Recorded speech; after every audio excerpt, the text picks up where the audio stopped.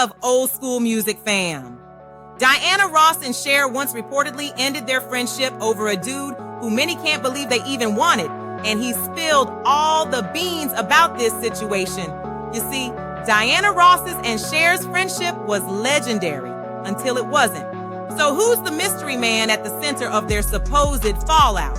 We'll get to that in a second, but first, I want to remind y'all to tap those like and notification buttons, subscribe, comment, and share this video with your people. Now back to this apparent love triangle that reportedly caused major beef between Diana and Cher. The mystery dude who came in between the two icons is none other than rock legend Gene Simmons from the rock band Kiss. And he had a whole lot to say about what supposedly went down between the three of them. So back in the day, Diana Ross and Cher were the best of friends, sharing a sister-like bond. Cher even trusted Diana so much that she sent her Christmas shopping with her then boyfriend, Gene Simmons. She figured Diana would know exactly what she'd like, but what started as an innocent shopping trip reportedly led to one of music's most talked about love triangles. Gene Simmons spilled the beans about the situation in past interviews. He admitted that his connection with Diana Ross developed during that fateful shopping trip. In an interview with the Irish Mirror, Simmons revealed, "Diana Ross kept me on my toes, and I ended up having a relationship with her for 2 years. I loved that she was such a strong woman who was confident in her own skin. That's the most seductive thing. If a man thinks a woman can live without them, that's it," Gene said. Gene added that his relationship with Cher was serious enough that they lived together in Malibu. But after that Christmas shopping trip, things changed. Gene had this to say, "One Christmas I asked Cher what I should buy her, and she said, 'Call my friend Diana Ross. She will tell you exactly what I like, as she is my best friend.'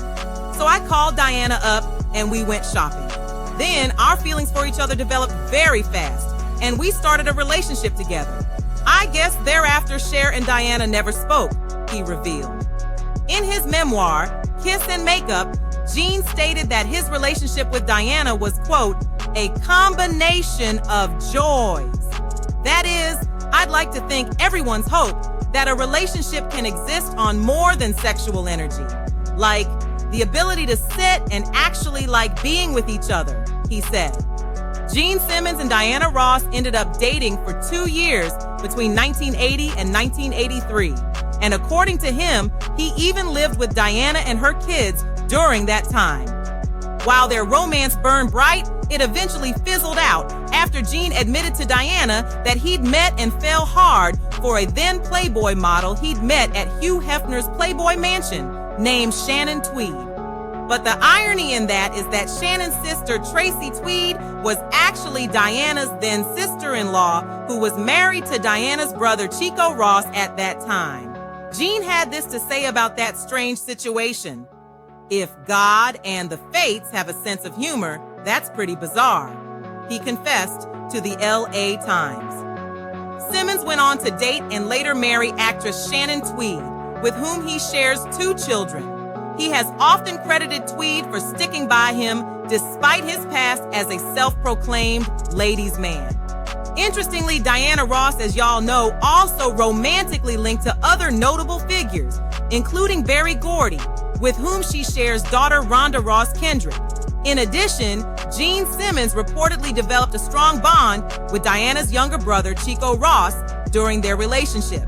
He even helped Chico secure a record deal, showcasing how intertwined their personal and professional lives became. So where do they stand today? Well, time has supposedly healed old wounds, and both Diana Ross and Cher have moved on to legendary careers and fulfilling personal lives. Simmons, now in a long-standing marriage with Shannon Tweed, still reflects on his past relationships with admiration and honesty. So all's well that ends well, I suppose. Before we wrap this up, if you haven't done so already, remember to like, comment, and subscribe. Hit that notification bell so you won't miss any of this old school heat we bring in. Thank you for tuning in to I Love Old School Music. Old school news with a new point of view.